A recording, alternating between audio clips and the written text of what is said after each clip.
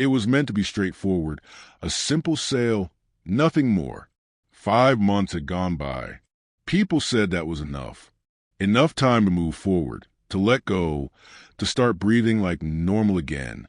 The car had remained untouched in the garage, like a shrine.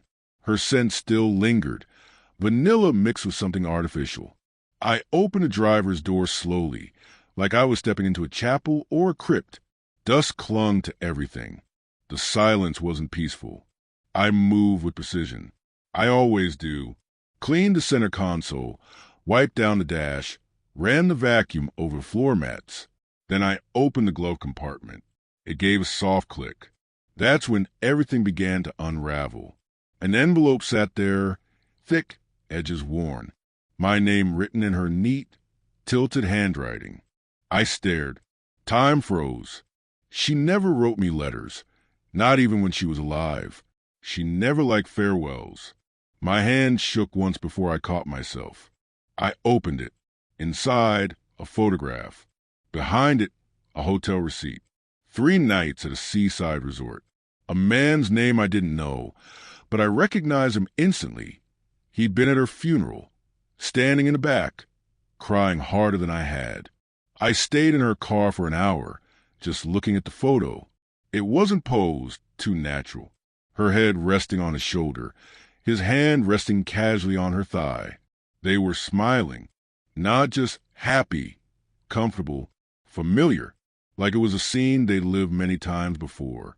The date on the receipt, 3 months before she died, 3 months before the crash. She'd told me she needed time away, said it was a retreat. I gave her space.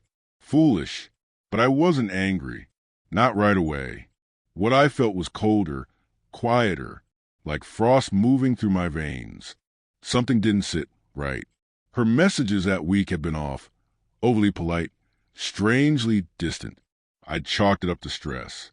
Reading them again, every word felt false. I searched his name, found him. No wedding ring in any photos. But on the day she died, he posted a tribute. Forever M. Just an initial. No surname, no tags. But I knew she was with him, in his bed, while I waited for her to come home. I didn't confront anyone. Not yet. I started investigating. Carefully, her entire life turned into evidence. Old emails, archived chats, forgotten folders. She'd been careful, but not flawless. There were clues she hadn't hidden well enough. A second hotel key tucked in a coat. A lipstick I'd never seen. A playlist. His music. I listened to it start to finish. 3 hours of borrowed memories. And then more photos. Cloud backup she hadn't cleared. Him kissing her neck. Her laughing in a way I hadn't seen in years. I visited the hotel, quietly, just to observe. The woman at the front desk remembered her. Remembered them. She thought I was him. "Hope your wife comes back soon," she said, smiling. I smiled back. I didn't correct her. She never really left. Not entirely. Pieces of her lived on in other people's memories. But not mine. Not anymore.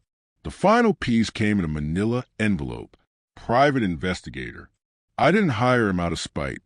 Just for clarity. I wanted facts. The report was detailed. Names, dates, receipts, eyewitnesses.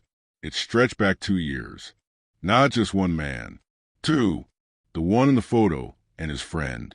She had built a second life beside mine. A system. A pattern. I didn't yell. Didn't cry. I waited. I tracked down the man from the picture. Sent him a package. The photo and a single note. She told us both we were the only one. His reply came 3 days later. I didn't know. I'm sorry. I didn't write back. I wasn't seeking an apology. I just needed him to understand. Her sister invited me to a memorial dinner. 5 months. Family, friends, memories. I went. Clean shirt. Shaved. Calm. Everyone greeted me like I was still grieving. The devoted husband. I waited until dessert, until the room quieted. Then I stood. I found something. I said, pulled the photo from my coat pocket. held it up. The room froze. Her mother gasped. Her sister turned away. I walked over to the man who had just praised her loyalty, laid the photo in front of him. No more lies, I said gently. No anger, just the truth. Then I walked out. Behind me, the atmosphere cracked. Voices rose. Chairs scraped back. I didn't look back.